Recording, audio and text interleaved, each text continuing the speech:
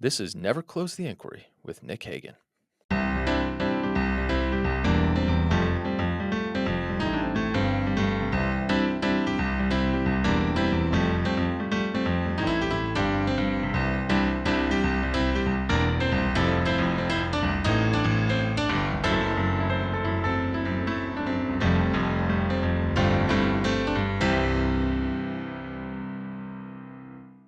Welcome to Never Close the Inquiry, where I aim to demystify the right for the left and the left for the right, where if you come as a conservative, I want you to leave knowing a little bit more about liberals, and if you come as a liberal, I want you to leave knowing a little bit more about conservatives, with the whole idea that over time we'll create better conversations, better relationships, better arguments, and maybe 80 or 90 more steps down the road, a better country.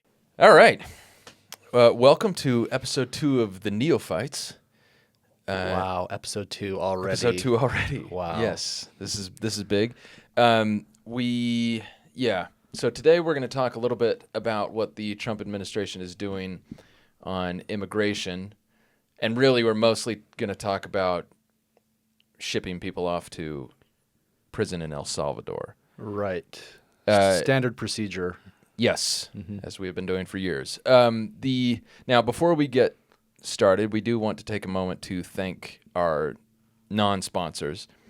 I just want to note that I here have a Dr. Pepper Zero Sugar Strawberries and Cream, which truthfully is not that good, I don't think. No, I was going to kind of roast you for that because I think they're horrible. Yeah, these are bad. I bought them because I didn't want to buy 3 boxes of the of the blackberry. The blackberry are really good. I don't know, man. I really like them. The zero sugar blackberry? Yeah. Do you also like drinking cough syrup? I don't know. I haven't done that in a while. Because that's what I was reminded of when I tried it. Maybe I would love cough syrup. I don't know. Maybe I'm just zero sugar cough syrup. I'm like a zero sugar Dr. Pepper hater, I guess. Oh no, I love it. So the coconut one, which got very popular for a minute, it might still be. I don't know. That was a bit much. The strawberries and cream also feels like a miss. But they have a cream soda one I think is excellent. The standard one, excellent. Love Diet Dr. Pepper. Yeah, love Dr. Pepper Zero. True. Great. And then the blackberry one is, I think it's really good. Yeah, we'll have to agree to disagree on that important What are you subject. drinking? You drinking a Coke Zero? Is that the vanilla one? I have a cherry Ugh. zero sugar Coca-Cola. Oh, Dr. Pepper Zero. They got a cherry one as well. That one, I would probably like that one better maybe than the other ones, but I don't know. I was similar to you. I don't want to buy like 3 of the same thing. So, Yeah, it feels like a lot. So every once in a while I'll try something new and then usually regret it later, but that's fine. Obviously, we're buying 3 of the same thing because we're looking for deals. Right. Yeah. I mean, get 3 for 2 or whatever. If you try to buy 12-pack at Smith's or something, it's like almost $10. It's like it's 11. It's like $10.99. Yeah. Yeah, that's ridiculous. Also, another update: the spicy McChicken is really $1.99, not $1.29. Oh man! So it's much worse. So in New York, it's at least $15, I'm sure. How much of this do you think could be directly attributed to tariffs? I mean, none, right? Because those other countries are the ones paying the tariffs, right? Sure. Yes. Yeah. And of course, we do import our chicken and spices from. Well, anyway, okay. So let's return it. But the point is, Dr. Pepper Zero, blackberry. I give it my full endorsement. You don't. Okay. Well, It's okay. so listeners and watchers, take that for what it's worth. Okay. So, number of things have been happening that have been in immigration that have really kind of made the news. So, there was, so we got a couple of different groups of people that have been shipped off to this high-security prison in El Salvador. And so, let's talk about El Salvador briefly. So, El Salvador historically, until recent years, has been really pretty heavily dominated by gangs. Murder rate exceptionally high. And the president, Nayib Bukele, and actually now that I'm realizing that, I don't know that I've ever heard his name spoken out loud, so I may have pronounced that incorrectly. So Okay. apologies to President Bukele, President B. But after there was, another outbreak of gang violence in March 2022, and so he really cracked down. And they have arrested tens of thousands of gang members. Wow. And put them into, this high security. Let me pull up. I have the actual name. Didn't I think you briefly mentioned this in our last podcast, but you said something about him being kind of there may have been some injustices along the way. Yeah. So it's important to kind of separate the American context from the El Salvadoran context, or from the Salvadoran context, because in El Salvador, like the murder rate was incredibly high, and the country really was dominated to some degree by massive, very violent gangs. That's a problem. Yeah. And so, big problems can, even if you don't agree with all the methods, and there are very good reasons not to, you can understand how a very big problem like that could be used to justify a very big response that does not, that kind of tramples on some, due process rights, we might say. Yeah. Or at least due process, what here are rights and what we would hope are generally standards everywhere.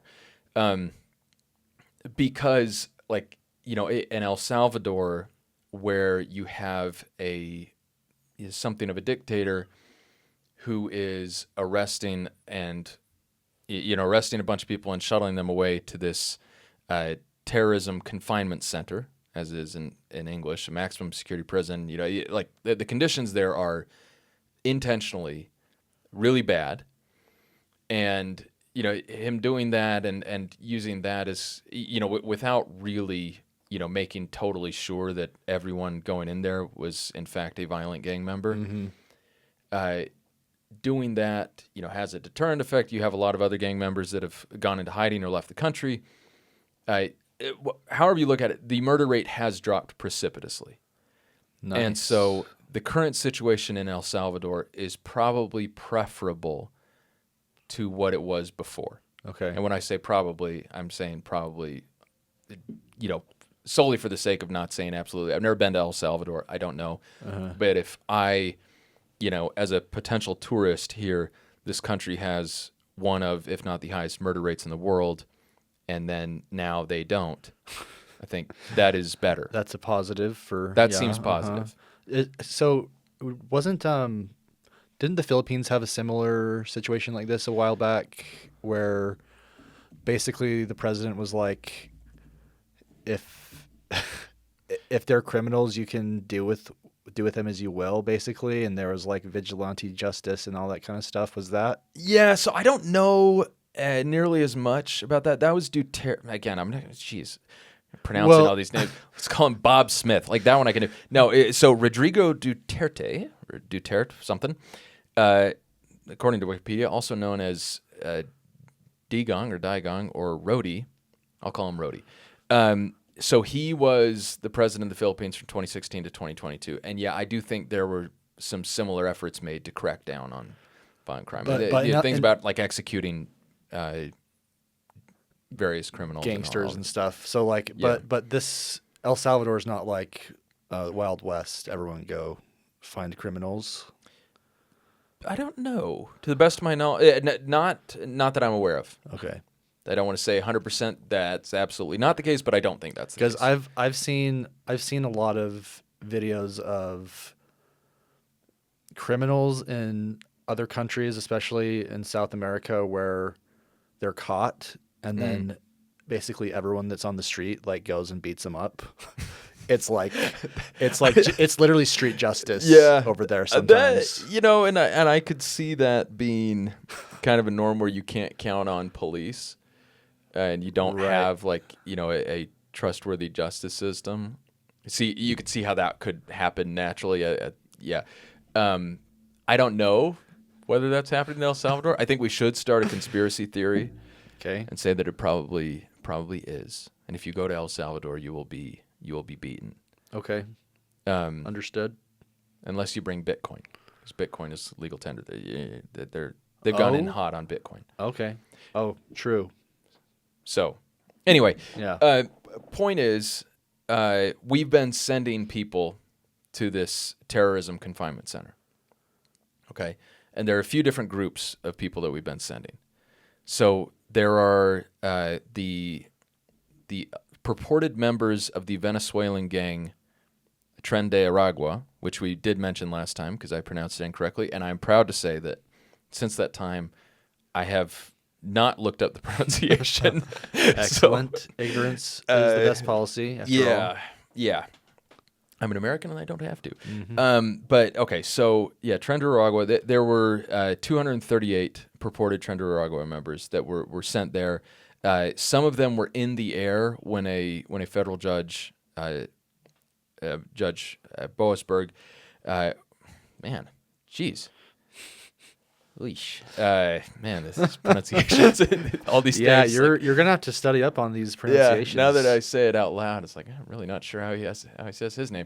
But anyway, so he, that was the one where the plane's in the air. He orders them to turn around. They don't, and so they land anyway. So we got these 238 people, Venezuelans, in prison in El Salvador. New York Times looked into it, and they did. Okay, and so there are a lot of people that don't like the New York Times. Fair enough. Yeah. But at the same time, the New York Times remains probably the best funded and most professional news organization in the United States. And when they do things very thoroughly, I think they tend to do them well and at the least should be paid attention to. And they looked into these guys, and some of them are absolutely horrendous. Okay, so we're like genuine murderers, rapists, like that actual criminals. Yeah, like these guys are bad. And then, but there are quite a few for whom there is no evidence that they did anything wrong or really did anything other than be Venezuelan and have tattoos. Yeah. So okay. So anyway, so they were sent to El Salvador, which you'll note is not their home country. But Trump, he invoked the Alien Enemies Act. Okay, the Alien Enemies Act of 1798, and I actually have the relevant text. Yeah, no, it sounds funny, but these laws stick around forever, and then they end up kind of useful sometimes. Let's see. Yes. Okay. So it provides in relevant part that whenever there shall be a declared war between the United States and any foreign nation or government, or any invasion or predatory incursion shall be perpetrated, attempted, or threatened against the territory of the United States by any foreign nation or government, and so, we're getting a little twisty, and the President of the United States shall make public proclamation of the event, all natives, citizens, denizens, or subjects of the hostile nation or government, being males of the age of 14 years and upwards, who shall be with the United States and not actually naturalized, shall be within the United States, and not actually naturalized, shall be liable to be apprehended, restrained, secured, and removed as alien enemies. Okay, so the proclamation, Trump does that on March 15th. So he calls it Invocation of the Alien Enemies Act regarding the invasion of the United States by Tren de Aragua. Okay, one note on the Alien Enemies Act, which again dates back to 1798. It has been invoked, to the best of my knowledge, 3 times. I'm guessing the Japanese. So that was one of them. Japanese, Germans, and Italians during World War II. It was invoked during World War I, and it was invoked during the War of 1812. Okay. That's it. Wow. So War of 1812, World War I, World War II, and now to get these dang Venezuelans out of our country. And now gang members. Yeah. Well, so, which maybe it is a big for the communities that suffer from the crime done by those people. Let's get them out 100%. Sure, but it was so the Supreme Court ordered that the Supreme Court said, okay, going forward, you do have to give them, detainees subject to removal orders under the Alien Enemies Act are entitled to notice and an opportunity to challenge their removal. Basically, you have to tell them, we're removing you to El Salvador, to what is essentially a gulag, because we think you're in this gang.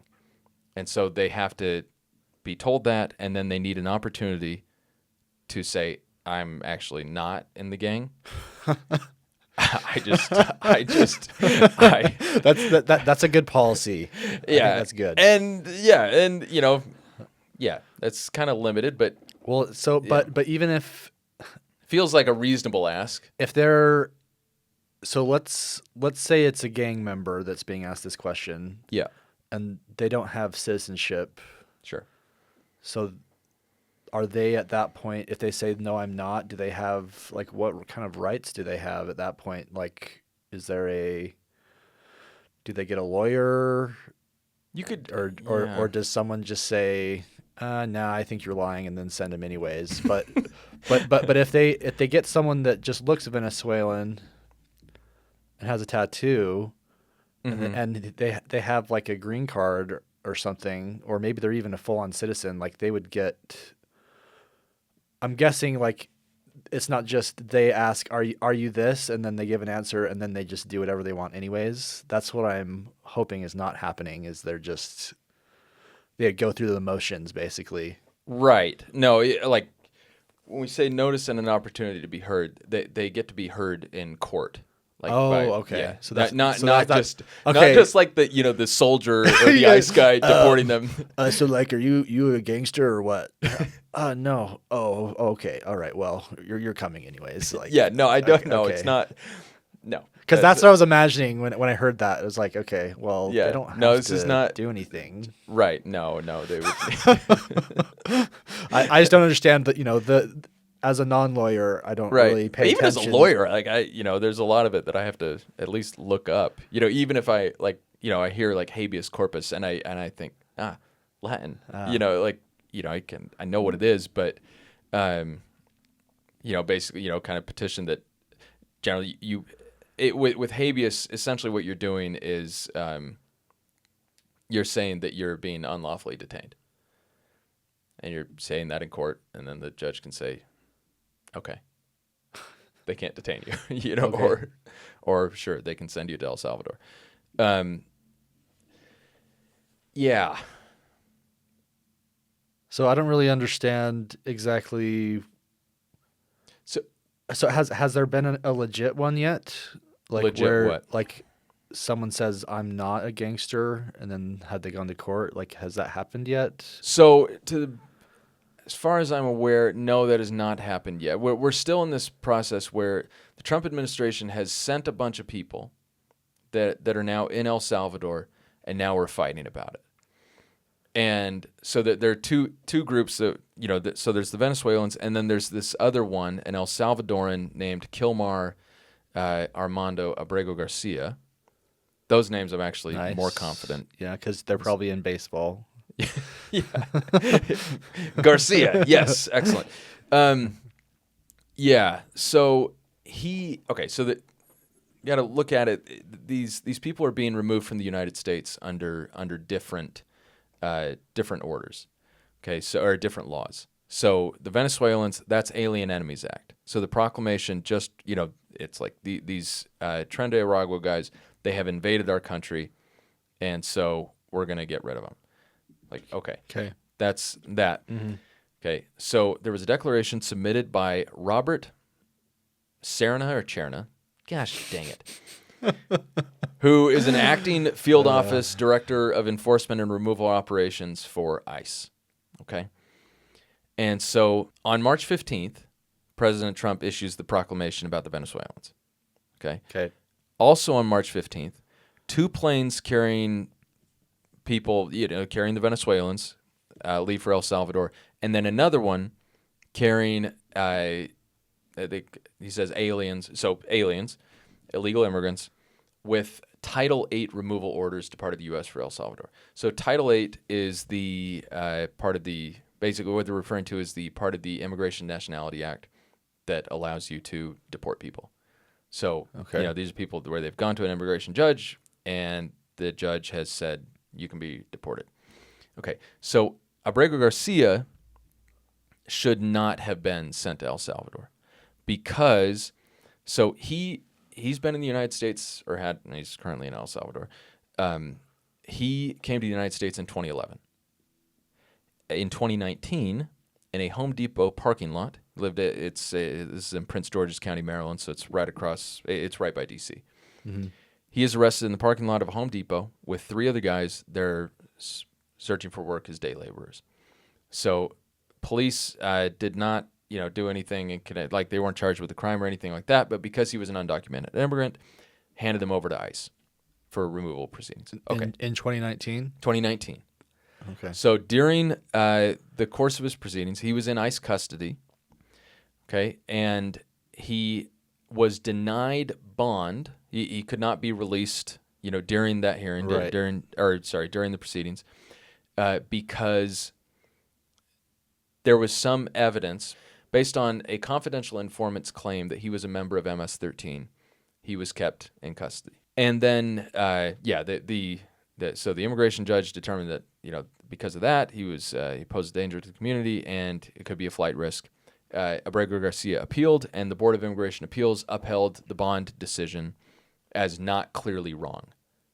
Okay. It's one thing to understand when you're appealing something. It's not necessarily the case that the appellate judge will look at it as like a totally new thing and erase everything that the prior judge did. Might just look at it and see, depending on context, might just be looking at it to see whether it's clearly wrong. Yeah, so they're not flipping a decision or maybe not even giving a definite answer to it, but just saying it's Well, they would only reverse it if it were clearly wrong. okay. It varies a lot based on context, but there are different standards of review. Okay. Okay, so in those proceedings, he's saying it might be a flight risk, might be a danger to the community, so we're not going to release him. But and so the immigration judge orders his removal from the United States. He can be deported. He's not authorized to be here. He filed for asylum at that point, but you can't file for asylum after you've been in the United States longer than a year, assuming you're over the age of 18. And so he'd already been there for 8 years, so that's not going to work. But the judge granted withholding of removal to El Salvador based on the fear that Abrego Garcia, who claims he left El Salvador because of persecution from a separate gang, the 18th Street Gang or Barrio 18, claims that he would face danger from them if he returned to El Salvador. So the judge, so he's like a refugee, basically. it's kind of this weird in-between status where it's like he's deportable but can't be deported to his home country. Weird. Yeah. So if ICE wanted to deport him at that point, what they would have to do is find a third country willing to take him. They didn't bother to do that, so they just released him. And so they let him go? Yeah, he's just been Okay. free in Maryland. Okay. Yeah, chilling, working. He is now, let's see, I gotta find he is now a member of a sheet metal. There we go. Yes, he is a first-year apprentice of the International Association of Sheet Metal, Air, Rail, and Transportation Workers. Member of a union now. He's Nice. been working. So anyway, yeah. So this has become kind of a lightning rod, people, because one, he definitely should not have been deported. However, and by deported we mean renditioned to prison.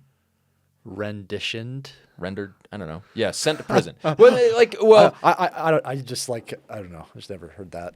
Yeah. Well, let's not use terms of let's that. not use any vocab words. Basically, there's a substantive difference between flying someone to a nice airport in their home country, giving them $20, and sending them directly to an infamous terrorism confinement center. Yeah. True. Yeah. Fair. Yeah. Okay. Agreed. And so, and Trump administration did that on accident. Okay, so he sues or people do on his behalf. Have they said that? Just Yeah. like, Well, out of curiosity, have they so said that they made a good mistake? question. Good question. Let's get to that in 1 second. Okay, because that caught me off guard. I was like, huh? Yeah. So good question. So first off, the judge in this Maryland court the federal court in Maryland has said, okay, you need to facilitate and effectuate his return because you blew it. You shouldn't have sent him. And then on appeal, Supreme Court said, effectuate is a little unclear. It might go beyond the brief, but you do need to facilitate it. And now it's back in Maryland, and they're still fighting about it. And the judge in Maryland, Zinnis, gosh dang it, Xinis. I don't know, man. I mean, They're just gonna cut everyone's last name now is gonna be Jackson. yeah.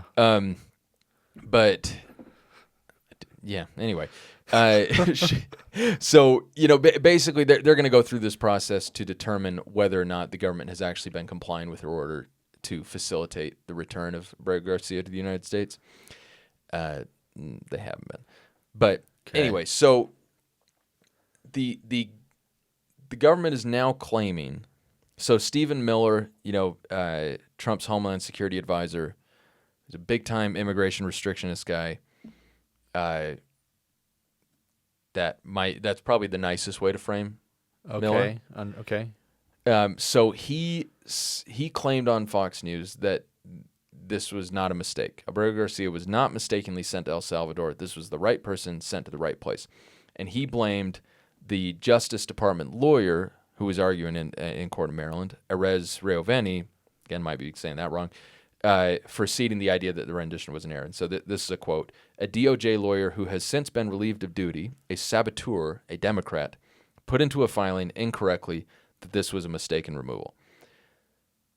So basically just blaming it on politics, kind of? Yeah, but Miller was, to use... I'm not sure how to frame this anyway other than to say that he lied. So he was lying. Okay. So getting back to this ICE guy's declaration. Okay. So Robert Senate, he submitted a sworn declaration in court. Again, this is the ICE guy who's in charge of the deporting. Uh-huh. He submitted the sworn declaration that Abrego Garcia's removal was an error. He acknowledged that the withholding of removal prohibited his removal to El Salvador. That's a quote. Another quote, ICE was aware of the grant of withholding of removal at the time of Abrego Garcia's removal from the United States, end quote, and that, more quote, through administrative error, Abrego Garcia was removed from the United States to El Salvador. This was an oversight, and the removal was carried out in good faith based on the existence of a final order of removal, which he had, and Abrego Garcia's purported membership in MS-13. Okay. So I wonder, did they just see that potential MS-13 thing and then just say, okay, send him out? Well, kind of. So you can genuinely see how they made the mistake. Because, well, yeah, I mean, this whole situation just seems so complicated that, like, I can understand some mistakes being made along the way because they're working really fast. Yeah, many harder things have and easier things have been worse and made more mistakes. But so, like, I have some sympathy there. Yeah. But it seems like something that could be corrected. So here's where it gets interesting, okay? So Pam Bondi, the Attorney General, also claimed in an interview. Basically, the big Rorschach test here is what people who do not like the administration are seeing, is that this guy was sent. It was just flat out a mistake. He's been sent directly to prison. He's a father. He's married to a U.S. citizen. All that, and he didn't receive any form of due process. He didn't have a chance to contest. He did not have a chance in any form of court to note that he was subject to this order. He didn't have a chance to contest that he is in fact a member of MS-13. Like, he didn't have a chance to do any of that. He was just shipped off. So the rules that were put in place to protect someone like him were not followed, and then, or were those rules put in place afterwards? I'm a little confused. No. So, what do you mean? So the stuff about if they can note something I can't remember what the phrasing was. From the Alien Enemies Act?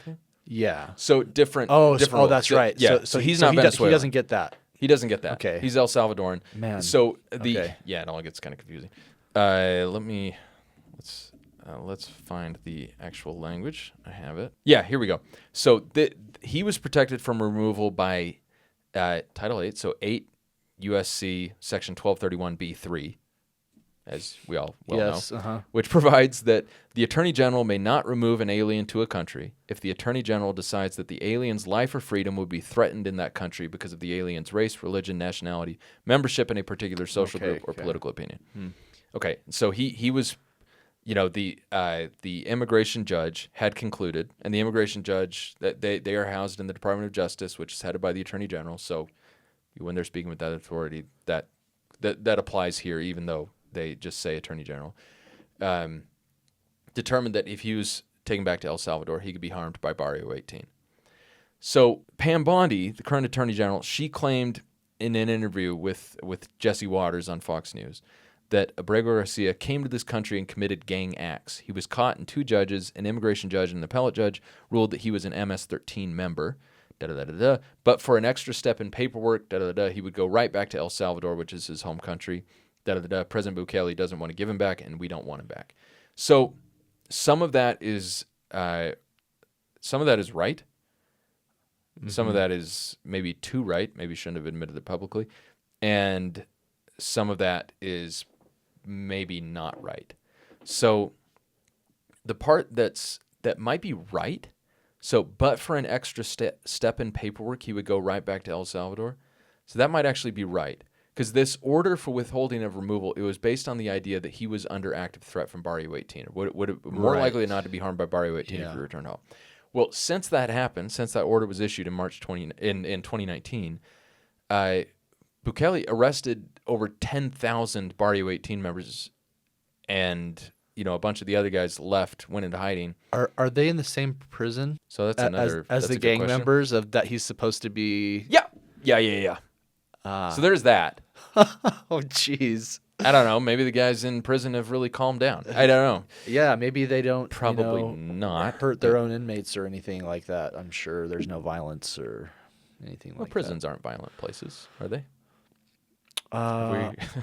Yeah, I mean, in Switzerland they get a cat or something. So I don't know. Some prisons are okay. Is that right? Probably. There's you can get rights to animals and stuff while you're in prison in certain places. Interesting. Yeah. Well, not in El Salvador's terrorism confinement center. I wouldn't bet on it. I think it's like 100 dudes to a cell with one toilet. It's terrible. It's pretty bad. It's pretty bad. It's now granted, the point is for it to be really bad. And in theory, you're sending truly atrocious people there. Right. That do very bad things. And so, So sympathy is supposed to be pretty low. In theory. Mm-hmm. So, but does mean you really don't want to send people there on accident. And anyway. Yeah. So when Bondi says, but for the extra step paperwork, basically, if the government went back, reopened his immigration case, and said, look, this order for withholding of removal was granted based on the premise that he would be harmed by this gang if he returned to El Salvador, and this gang is no longer active in the same way in El Salvador, then that reasonable fear might be gone. So the judge said, okay, yeah, you can now act on this order for removal. Okay. And he can be sent back to El Salvador. Now, granted, again, there is a difference between shipping him to the airport and shipping him into the waiting maw of the terrorism confinement center. But then at the same time, if he's sent now and he's kind of been painted as a potential member of MS-13, Bukele's going to send him right to the prison anyway. Yeah. And so there is an argument that this is essentially. So he's still in danger, even. Oh gosh, if it's not directly from the. Yeah, the but basically, if he comes back to the United States, he'll have to figure out some separate reason why he can't be deported, probably, or maybe, I don't know, because it would be yeah. it is not clear to me how well. Yeah, it would require us to take an interesting view of our relationship with the government of El Salvador, because a government we are currently paying to house our prisoners, like what a judge would do, or what I would think. It's like, okay, the reason that a judge would keep, an order for withholding or removal in place is because if we send this dude back to El Salvador, he's just getting sent right to prison. Right. And not just prison, but like, gulag style prison.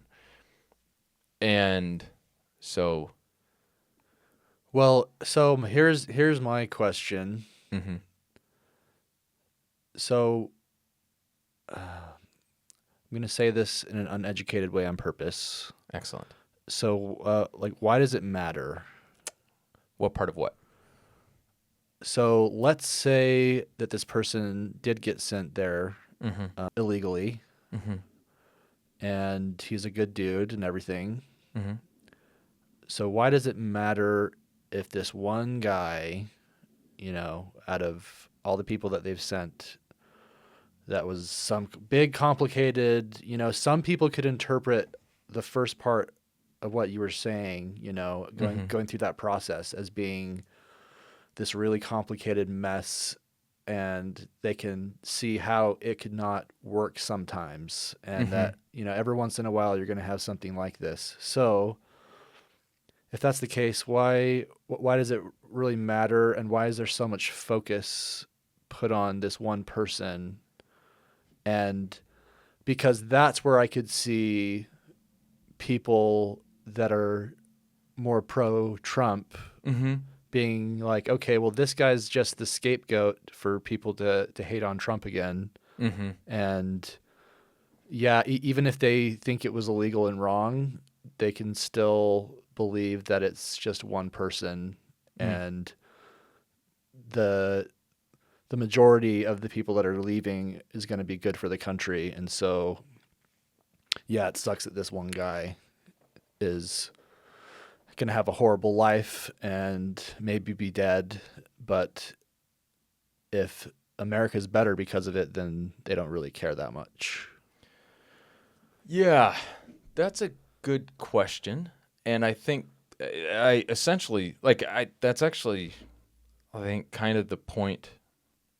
So here's what J.D. Vance tweeted last night, our vice president. Yes. So he tweeted. I'm glad you made sure I knew. No. I knew it was the vice president. It's just, I want to introduce him properly. Yeah. He's the vice president of these United States. I know you know who J.D. Vance is. Yeah, I was just, Who? huh? Yeah. Melania? So consider that Joe Biden allowed approximately 20 million illegal aliens into our country. I'm going to read the whole thing, then I'm going to comment on it. Okay. This placed extraordinary burdens on our country. Our schools, hospitals, housing, and other essential services were overwhelmed. On top of that, many of these illegal aliens committed violent crimes or facilitated fentanyl and sex trafficking. That is the situation we inherited. The American people elected the Trump administration to solve this problem. The president has successfully stopped the inflow of illegal aliens, and now we must deport the people who came here illegally. To say the administration must observe due process is to beg the question. What process is due is a function of our resources, the public interest, the status of the accused, the proposed punishment, and so many other factors. To put it in concrete terms, imposing the death penalty on an American citizen requires more legal process than deporting an illegal alien to their country of origin. That seems reasonable. When the media and the far left obsess over an MS-13 gang member, he's talking here about Abrego Garcia, and demand that he be returned to the United States for a third deportation hearing, what they're really saying is they want the vast majority of illegal aliens to stay here permanently. Here's a useful test.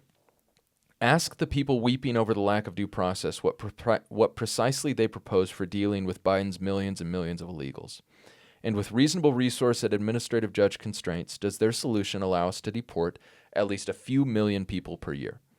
If the answer is no, they've given their game away. They don't want border security. They don't want us to deport the people who've come into our country illegally. They want to accomplish through fake legal process what they failed to accomplish politically, the ratification of Biden's illegal migrant invasion. President Trump and I will not stand for it. So let's I've got a few thoughts on this. Okay. Let's start from the premise, though, that there is a substantive, fundamental difference between shipping someone to their house and shipping someone to a terrible prison in that house country. I think I can. Is that a fair I statement? think I can go with you on that one. It's like the difference between tossing someone into a pool and tossing someone into the waiting mouth of a crocodile. Got it. Both times you're throwing someone into the water. But it's one's preferable. Yeah. Yes. If we were the tossees, we would choose the crocodile-less pool. Yeah. Okay. Then let's start from the start. Basically, like, if you want to win an argument, if you want people to buy your solution, a lot of it is in how you frame the problem. If you can get people to buy your framing of the problem, it gets a lot easier to get them to get on board with your framing of the solution. So, and that sound probably was pretty gross. Okay, so he starts, consider that Joe Biden allowed approximately 20 million illegal aliens into our country. I don't know where he's getting that number. So, I mean, I was going to say something about that, but I feel like it's hard to prove anything like that, but well, I've got some stuff to back it up. Okay. So I'm going to cite two very conservative sources. Okay, so the Center for Immigration Studies, which is an anti-immigration or a heavily immigration restrictionist think tank, estimates that the net migration of illegal aliens to the United States during the Biden administration was 5.4 million. That's a big number. That's a significant increase over 4 years. The Heritage Foundation estimated, so Heritage Foundation, Project 2025, that think tank, they are not as historically anti-immigration as the Center for Immigration Studies, but they, are certainly, especially now, taking the Trump line on things. And they estimated in March 2024, which we'll grant was not all the way through the Biden administration, but border crossings plummeted during 2024 as Biden kind of cracked down and changed the rhetoric. So I think the number did not rise. Basically, the final number is going to be a lot closer to 10 million than 20 million. They estimated that 10 million people had come into the United States illegally up to that point of the Biden administration. And now also note that that's not the number of people who stayed. So a lot of those people would have left, or other people would have left, and that's how you get to that 5.4 million net increase. So 5.4 million is still a lot. Okay, but it's like the difference between the population of New York and the population of South Carolina. It's a significant difference, and Vance is really exaggerating. He's placed extraordinary burdens on our country. Our schools, hospitals, housing, and other essential services were overwhelmed. I don't know to what degree that's actually true and where that would actually be true. In some places, maybe that is true. In other places, probably not. I feel like I don't know. I don't know enough about this to say anything. Like, I don't. What kind of burdens do immigrants or illegal immigrants? I guess they would be something like hospitalizations. Yeah, hospitalizations with schools. So there's Supreme Court precedent that the children of illegal immigrants do have to be, even if they're not, citizens themselves or weren't born here. We do have to educate them in public schools. So there are costs. Hey, on housing. That one I've never followed quite so much. Well, we definitely do have a lack of housing supply, but it'd be awfully hard to afford a house or rent on. Yeah, like I feel like they would be helping in that sense because they would be paying rent. I'm not sure what that would do. Well, it wouldn't. So housing, like what? How would that affect? Like, I guess I'm just So very confused about the whole the thing. idea the idea there is like you increase the number of people that are fighting for the same number of Oh, houses, I the price see. of So housing the goes up. shortage, and then Yeah, and like then it we have increases a costs. yeah we have Okay. a kind of a deficit in the necessary housing supply, a shortage of housing, and so the prices for houses are high.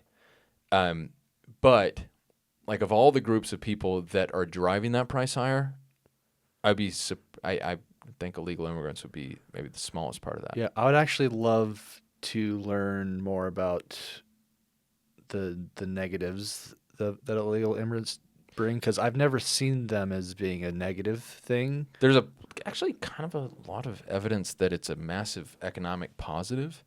I would believe that, Yeah, but I think I'm ignorant because I've never aren't we all? I've never looked into illegal immigrants being a negative thing. Hmm. So I'm not familiar with any of the arguments there. So, yeah, I'll tell you. So I did an interview with Zeke Hernandez, Professor Zeke Hernandez of the Wharton School at the University of Pennsylvania. I talked to him last summer, read his book, The Truth About Immigration. He is himself a naturalized immigrant. He's from Uruguay, and he's become this well-respected professor at Penn, and he wrote a book basically arguing, he's not arguing from a legal standpoint, he's arguing from an economic standpoint. And he's like, immigrants, both legal and illegal, actually are a massive economic boon for the country.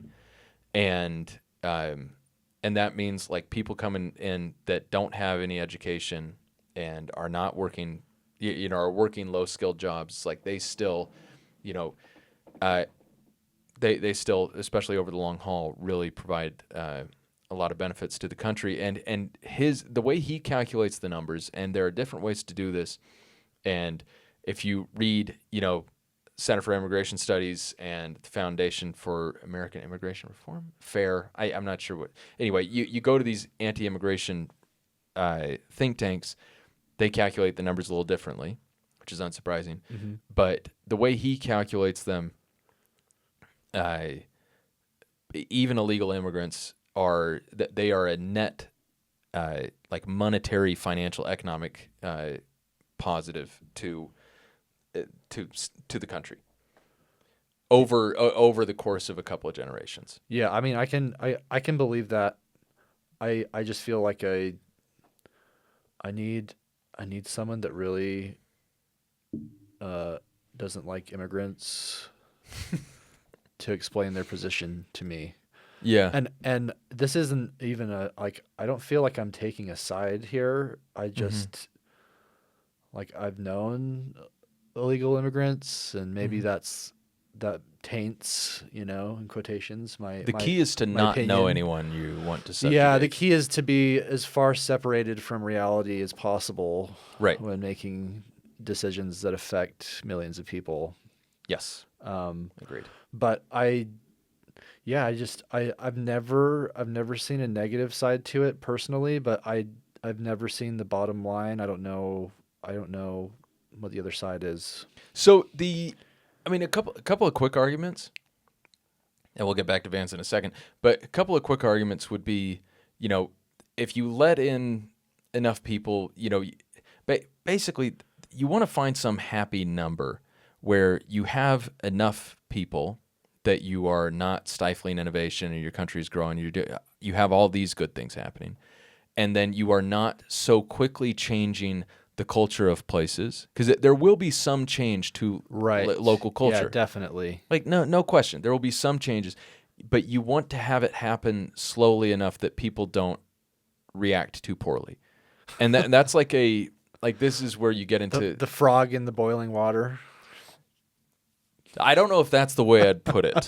Well, I That mean, kind of that's kind of what it sounds like. yeah. Like let's let these immigrants in just really slowly, Just really slowly, and they get us, and then we like then them. eventually the culture dies, but it's not like a big bang.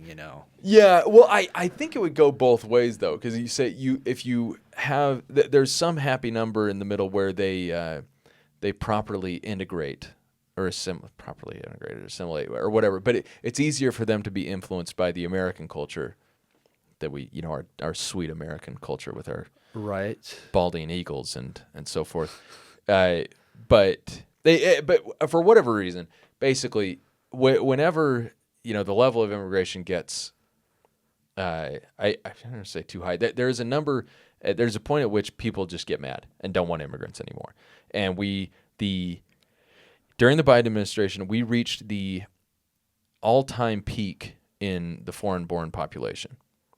So it makes sense that immigration was a big deal in this last election. Okay. The last time the record we beat came a bit over 100 years ago, and sure enough, at that point, that prompted a pretty massive immigration backlash, which led to significant immigration restrictions. Okay. Oh yeah, I can Like see. our first I can significant- see that, like, cultural stuff. And then people are like, well, they come in and they compete for all these, they compete for a lot of jobs, for a lot of low-paying jobs that we want, Americans to be able to work at. That the counter to that is that realistically, like, Americans don't want to work certain jobs, and so you need these people that are desperate and will do anything. But that honestly doesn't sound very good when you say it out loud. Yeah. And doesn't solve the problem of like what you do about Americans that aren't working. And may not actually be true. There might, like, there's I'm sure there's a bunch of people that would work those jobs. there are reasons to push back on that hypothesis. Yeah. Okay. It's often presented as just kind of like a truism but that sort of thing. If you look nationally, like it's hard to say empirically and emphatically, like that's how it works. Like Americans won't work these jobs. That said, I actually wrote about this before. The places where the labor force participation rate is lowest, so where the most people have just decided we're not even looking for work. Those places, it's like Mississippi and West Virginia.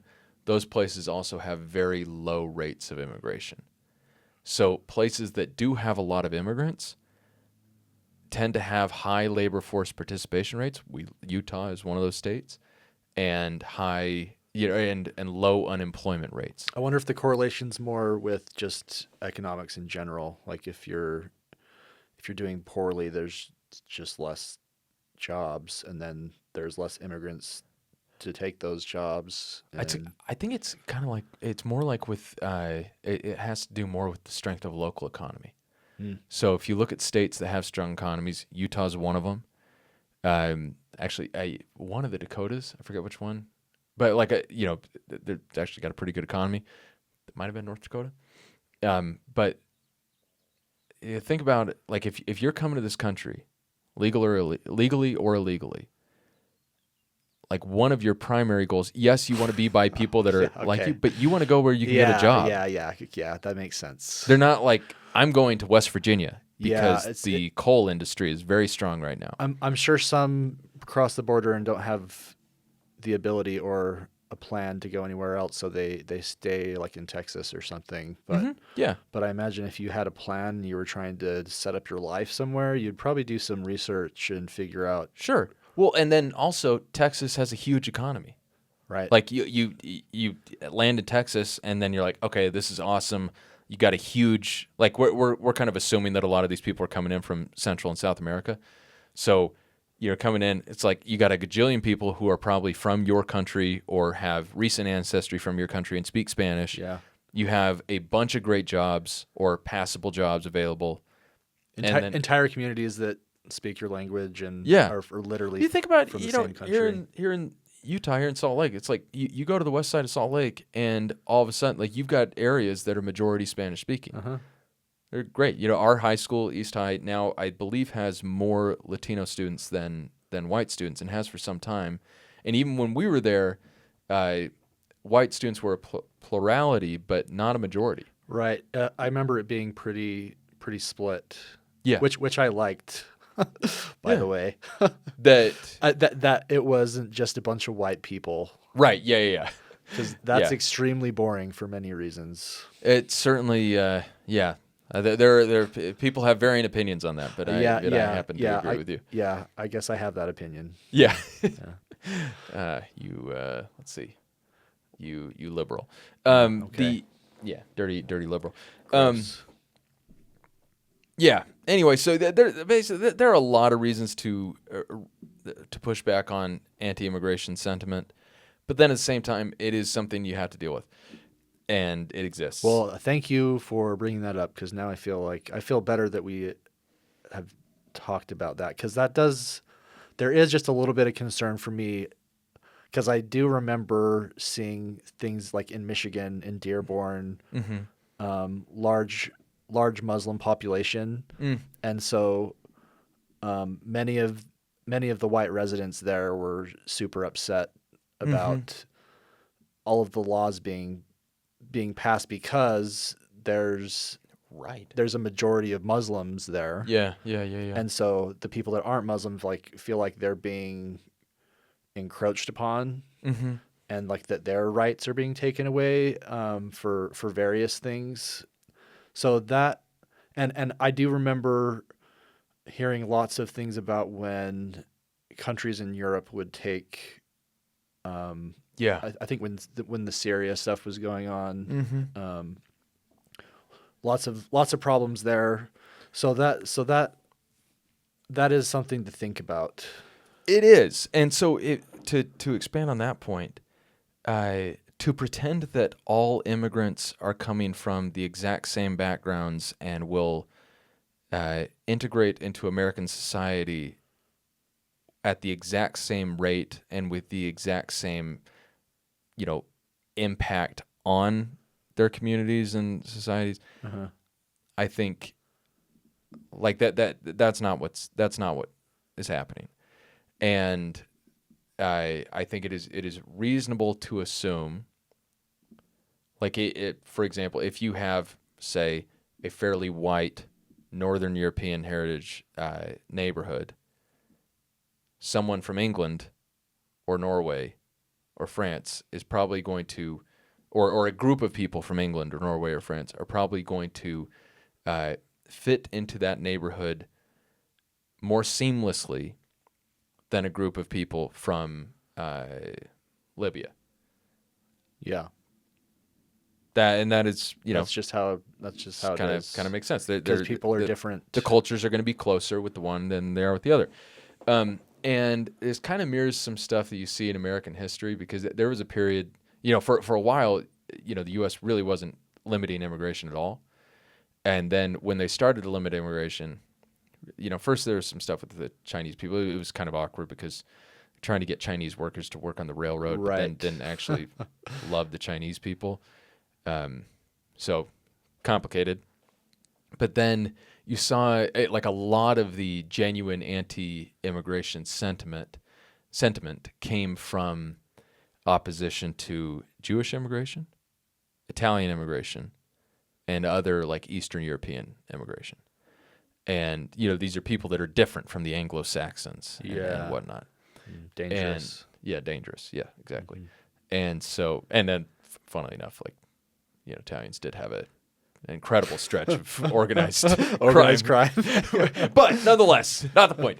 But the point is, like, the attitudes that people had towards, people from Italy and Jewish people, particularly from Eastern Europe and whatnot, at that point, are very similar to a lot of the attitudes people have towards Muslim people today. People from the Arab countries. Right. And now, what does that tell you? I'm not actually sure. Is that like there are, I don't know what that tells you. But it's interesting just to think of the way in this particular instance, I think history does rhyme a little bit. Yeah, I think religion has a lot to do with it. Yeah. Well, when the Italians and the Irish were coming in, they're Catholics. Those dirty Irish Catholics. Dang Catholics with their potatoes. Like, wasn't it a big deal when JFK was elected? Huge. Because Biden was only our second Catholic president. When JFK was elected, that was a huge deal. Oh man. Ooh. Yeah. People didn't know, these weird Catholics with all their kids and such. Mitt Romney was trying to run for president. That's hilarious. Sweet Mitt. Yeah, that would have been big. That would have been big for our community. That would have been this has been massively celebrated. Yeah, no, it's like yeah. There's some there are some. He was driving uphill in certain respects. Yeah. Like maybe especially in the Republican primary. Yeah. Especially in Yes. 2008. That's a whole other Subject. Yeah. Anyway, but to get back to Vance, okay, so the American people elected the Trump administration to solve this problem of all the immigrants coming in. And to say the administration must observe due process is to beg the question. What process is due is a function of our resources, the public interest, status of the accused, the proposed punishment, and so many other factors. To put it in concrete terms, imposing the death penalty on an American citizen requires more legal process than deporting an illegal alien to their country of origin. Fair enough. Uh-huh. I think people's problem is that, Abrego Garcia, some of these other guys, were deported, again, not like to the market, but to prison with zero due process. Like you can have something. You can have But it was again, it's just one guy, man. Yeah. One dude. It's a statistical error. Like it's you don't even mention it if it's in a statistical study, right? It's just like an outlier you throw out, Yeah, I just got some of that. It's a philosophical question. It's just a human life, like right. it's just one. It's like we got billions of them, man. They just discovered like a billion more living in Papua New Guinea recently. So Is that right? 1 billion? something like that. I don't know. The Highlands of Papua New Guinea. If you round, Round to the nearest billion. Yeah. Yeah. but life is cheap. That's We're treating it cheaply. yeah. Let's say that's that. I mean that's kind of what it's saying is, or at least some people's life is cheap. I think, truthfully, it does come down a lot to this idea. It's like how many. The question is, how many innocent are you willing to lock up, or potentially innocent, are you willing to lock up to get the guilty, or how many guilty are you willing to let walk free to protect the innocent?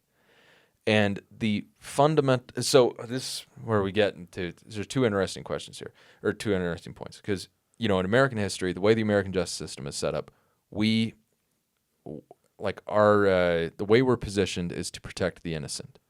So even, like someone here can shoot, you can shoot someone on live TV and you will still get a nice long set of hearings and many available defenses to keep yourself either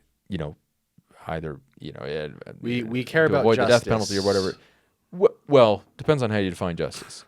We care about we care about this whole process. We care a lot about the process. The process is set up it's set up to protect the innocent, and not just in the case at hand. It's set up to protect the innocent. We really care about process. So we would rather get the wrong, quote unquote, wrong result in a particular case to protect this process, which is set up to protect the innocent, than we would, we don't have, that we don't. That might be the end of the point. That might be the end of the point. And then the second bit, though, is how differently situated are non-citizen immigrants from citizens? And I think on the left, the answer would be they're not that differently situated. And the Supreme Court has held, let's see.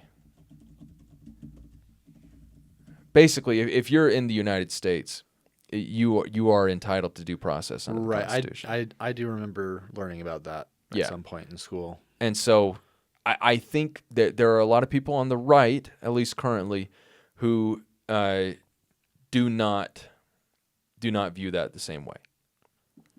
Or they think, like, whatever the Supreme Court has said, they it's like that's kind of annoying. Well, I I would imagine they are seeing damage that's being done, and if corrupt politicians are protecting people that are doing damage to the country, they have to do things their own way. And because the liberals aren't doing their job, some unfortunate things are going to happen. Yeah. So this is all on Biden, by the way. So of course it is all on Biden. Yeah, man. Oh, Biden. Yeah, where Vance says, the useful test, ask the people weeping over the lack of due process what precisely they propose for dealing with Biden's millions and millions of illegals. And with reasonable resource and administrative judge constraints, does their solution allow us to deport at least a few million people per year? The response would be, actually, I think the response is, why do we have to deport a few million people per year? That's the first question I had was, well, again, it goes back to there's a gap of knowledge, or there's the reality that immigrants don't really do that much bad stuff, and I just don't know about it. Like to get this much power behind shipping them out and reinstating a law that's only been used for wars in the past, seems that would indicate that it's a larger issue than I think it is to some. And the thing is, so what I would say is that there seems to be actually a fairly easy way to do this, relatively speaking. Because okay.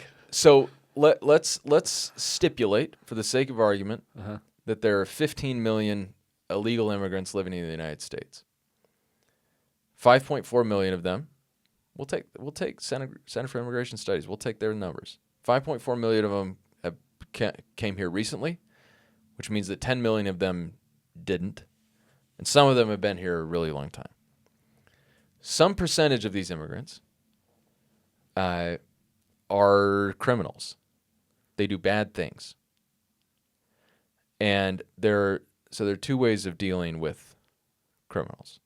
Okay, so these illegal immigrant criminals. So the ones that commit crimes in the United States,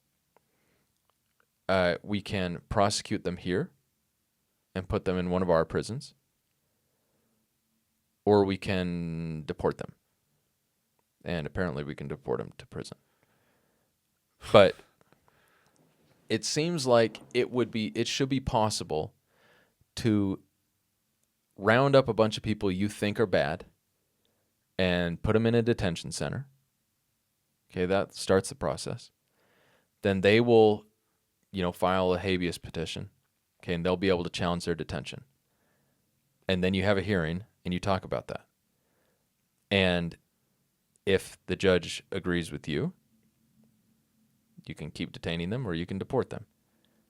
And if the judge doesn't agree with you because you got it wrong, you can actually probably still deport them, but not to, don't send them to prison. Mm-hmm. Well, or you can eventually deport them. That doesn't align with the goal. You would not be able to get out a few million people a year. Right, which is to get a few million a year. No, that's right. And also, yep, that process would cost money. Yeah. It's much cheaper to just be brutal and get everyone out. Yeah. And also I would note that one thing the Trump administration is doing, like they're sending a signal intentionally.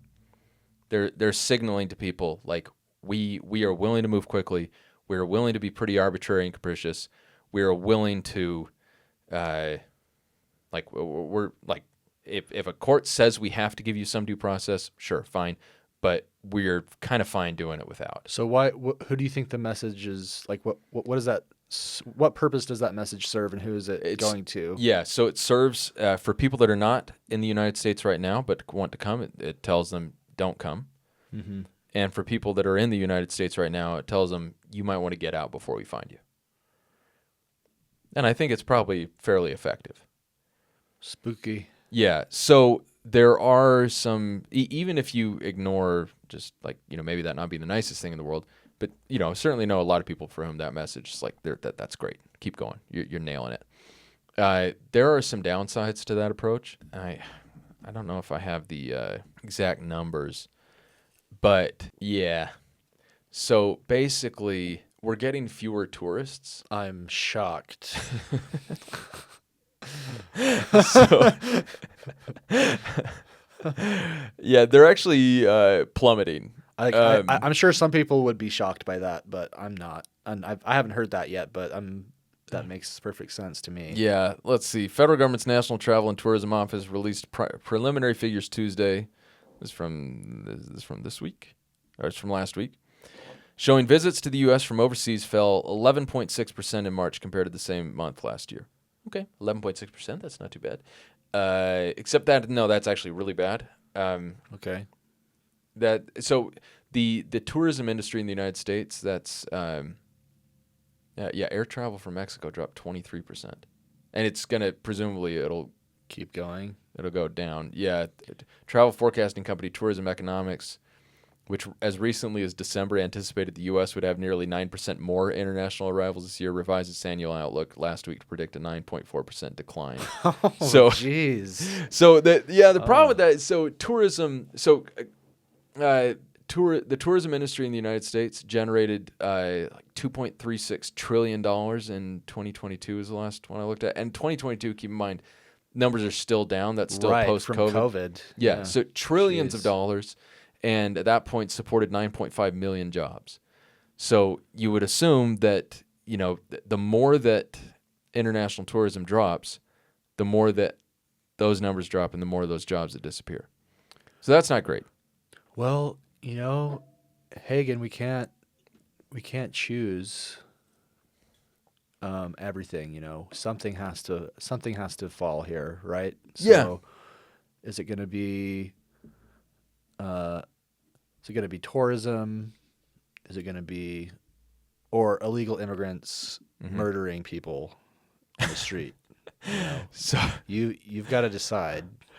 That would be the way it would be framed by some. Well, It's genuinely a tougher issue than a lot of people make it.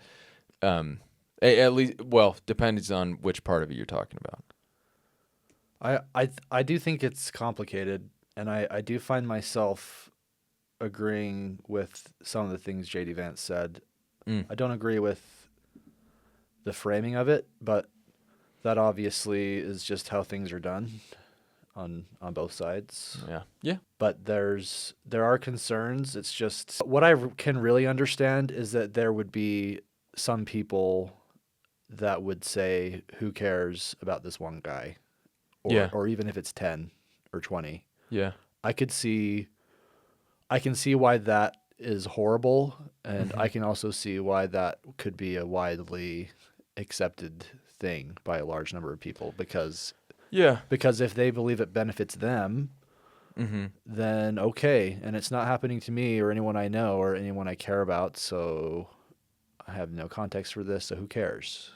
Yeah, it's interesting. It's I think part of what is adding to the concern on the left is the context, looking at kind of everything the administration is doing with respect to immigration. For some of these, like international students that participated in the pro-Palestine protests. Right. So canceling, not just canceling visas, but up to and including canceling green cards. And not just like giving them a notice and then saying, "Hey, you got to see us on Tuesday at the field office. Show up for an interview." And it could be bad, just FYI. But like grabbing them off the street and arresting them, and then sending them to detention centers in Louisiana, which is apparently where we detain a lot of people. Okay. Didn't know that, but there right. we go. Sending them there, and then, again, giving them, I think, limited ability to contest their Like detention. these are like the people we want here, Well, in my opinion. it depends on who you ask. Yeah, in my opinion, but maybe they're taking too many jobs at Google and So I think a lot of these people are probably maybe not. I think I don't know. I think they're more studying the humanities. well, like it's like if we're arguing that illegal immigrants are taking these lower paying jobs, Sure. then are those same people like even more mad if they're taking higher paying jobs? Now that is a very good question. It really depends on who you ask. This is really just about. I don't think this is about the jobs. This is about. The administration is taking a very tough stance against the pro-Palestine protesters, and obviously the ones that are American, they can't do anything about it really. But the ones that aren't, other than go after the schools and threaten to withhold federal funding if they don't, do various things to. I saw a headline about Harvard. Yeah, Harvard's gonna try and fight it apparently. But yeah, basically, if you see everything the administration is doing on immigration, and you kind of view it all, you muddle it together in this one lens, it really looks like they care much less than any prior administration, in recent memory at least, about due process for anyone that is not a citizen. Yeah, that seems. And it raises questions fair. about how they feel about citizens who speak, against the administration and whatnot. Yeah. Oh, so you're saying that Trump's gonna lock the libs up? No. That's your hot take for today. Is that Trump's after the liberals? Yeah. I think maybe through this we can become thought criminals. Thought criminals. Yeah. There you go. Is that 1984? Is that a thing? Yeah, that and maybe Brave New Thought World. crime or something? Yeah, something like that. Apologies to our dear departed Mrs. Lake, our 11th and 12th grade English Yeah, teacher. it's when you mix up your Aldous Huxley and and George Orwell. yeah. Yeah, I think I have both those books in here somewhere. Anyway, yeah, so that's kind of where we're at. We're gonna see where this ends up in the courts. Oh, where Bondi said if President Bukele doesn't want to give him back, true, and we don't want him back. And from the administration's perspective, yeah, that is an accurate statement. Yeah. When she said that he came to this country and committed gang acts, don't really know. No evidence of that. Oh, like we have the confidential informant claim. We have some rat, Some rat. Some rat in prison was like, "Hey, I'll get a lighter sentence if I say this guy did blah blah blah." But he could be. Yeah, we don't know. that's the thing. We don't know. Yeah. And they have not made any. Yeah, when she said he was caught and two judges, an immigration judge and an appellate judge, ruled that he was an MS-13 member. That's not exactly right. So one, he was caught looking for day labor at Home Depot, which is a little different from being caught, I don't know, trafficking kids. And then, Yes. yeah, and two judges, an immigration judge and an appellate judge, ruled that he was an MS-13 member. That's not exactly right. And the immigration judge is doing it. It's just for purposes of bond. It's like a bond request. Like, should we let him out of custody while we're determining whether he can be deported? It's very different from like stamping him with the MS-13 label forever. And yeah, so that's not entirely clear. And then on appeal, it's like not clearly wrong, as opposed to like I'm really taking a serious look at this from de novo, which is what we say, legal review. De novo legal reviews. Okay. Like you're looking at it totally fresh without caring what the lower court judge did. But anyway, yeah. So like when everyone's saying he's an MS-13 member, we don't really know that. Now, granted, we don't know that he's not. But sending him to El Salvador to prison, well, you could send him to El Salvador. Sending him to prison in El Salvador seems, I don't know, strong. Well, it's just one guy, man. Yeah. It's just one guy. But you know what? Is America about standing up for the one guy, or is America about protecting itself? and That's a good question. there's not like it's one or the other, do or die. But I can see why people wouldn't care. Yeah, which Just straight is, up, just not care about and I think the a one lot of people, about this guy. don't. Um, I feel bad. Like, and I would hope that Americans in general would feel bad for this dude. I hope they do. But Or, I basically, I think, and it's tough. He's married. He has, he has he has a kid, and then he has some stepchildren. sounds like he has a Apparently have good special resume needs. for being like not a bad person in general while he's been Yeah, living in the country. it's hard to, yeah. I mean, it's hard to say. He certainly has done some things that um, make him seem like an upstanding, granted, an illegal alien, but an upstanding member of the community. He's a member of a union. He's working. He's a sheet metal guy now. Uh, he's married and all that, and his wife really wants him back, which kind of makes sense. Yeah, I would believe that. Yeah. Yeah, yeah. But yeah, yeah, it's interesting. Like, the question is, does the process matter? Process matters, but do you apply the process to people that aren't citizens? And the history of the United States would say yes, you do. But But that's not the administration putting is challenging that. that's right now. not putting America first. That's kind of what this comes down to. Well, the question is like, is it? Yeah, is it? It's been decided that it's against the best interests of America, and so keeping them here would be against America's best interests. And so it's just another way that all the other countries are taking money from the U.S. These dang other countries. Yeah. Yeah. Well, I think there's going to be a lot more that happens on this. This is probably going to go back to the Supreme Court so the Supreme Court did say you do need to facilitate his return. The administration has interpreted that to mean that we will provide a plane if President Bukele wants to send him back. Bukele, and again, sorry to Mr. Bukele, So they're going to send in SEAL Team 6 to get him out. Yeah. No, they're not going to do that. Okay. All right.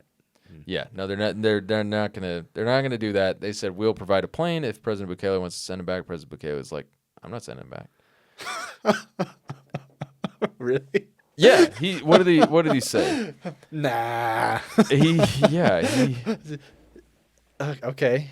Well, I mean, it's his country. He rejected. So yeah, it's his country, but it's and now it's his prisoner and technically his citizen that we're paying him to keep in prison.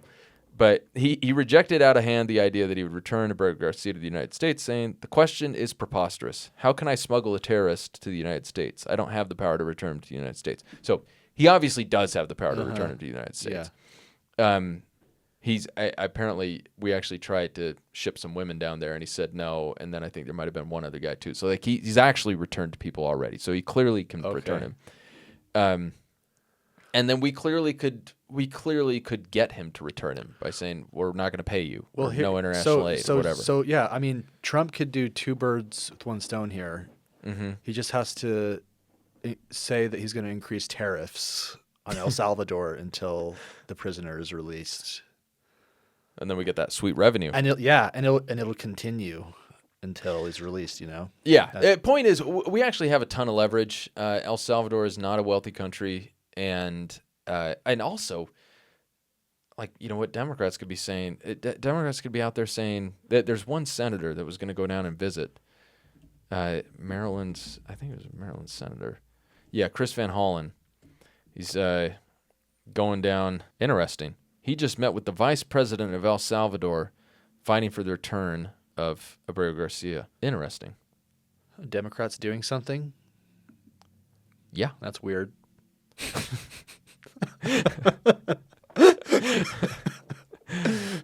Just gotta throw that out there, just for my boy Bernie, Yeah. So Van Hollen said at a news conference in San Salvador after the meeting that, so he met with the vice president Felix Ochoa, Jeez, I don't know Spanish. So that the vice president said that his government could not return Abrego Garcia to the United States and declined to allow Van Hollen to visit him in the gang prison where he's being held. And Van Hollen said, "Why is the government of El Salvador continuing to imprison a man where they have no evidence that he's committed any crime?" That's actually, to the best of my knowledge, that's actually true. And they have not been provided any evidence from the United States that he has committed any crime. They should just let him go. So, yeah, that's Abrego Garcia is never, to the best of my knowledge, best of anyone's knowledge, best of anything I've found publicly, best of anything that's included in any court document. He's never been accused of any crime in either El Salvador or the United States, other than crossing into the U.S. illegally and getting sent on the plane to El Salvador. Is his crime? It could incriminate him by association. Yeah, I mean he was on the plane. What else? What else are they supposed to think? Like everyone else in here is a criminal, so this guy's got to be allegedly. One too. Yeah. Anyway, I mean, this kind of leaves us in an unsatisfying place, but I think that's kind of where the conversation is for now. We'll see where this happens. So Maryland in court. Judge will, we'll see where this turns out, maybe in a couple of weeks, and then it'll go back to the Supreme Court, and we'll fight about it some more, and we'll see what happens. And meanwhile, it is true, I think, that the administration could get him back tonight or tomorrow, have a nice hearing with an immigration judge, get the withholding removal done, send him to the airport, and then Bukele arrests him. And technically, that would be... I think that would probably still bother a lot of people, but that would, but process-wise, that would indicate a respect for the courts, right? Instead of just kind of doing what you want. Yeah. All right. Well, and that is episode 2 of the Neophytes. We did it. We did it. Oh boy. All right, and that was the interview. Thank you very much for listening. If you wouldn't mind, please do leave a review for the podcast. I believe those are important. And subscribe to the newsletter, which will be linked in the show notes, or can be found at neverclosetheinquiry.substack.com. Thanks.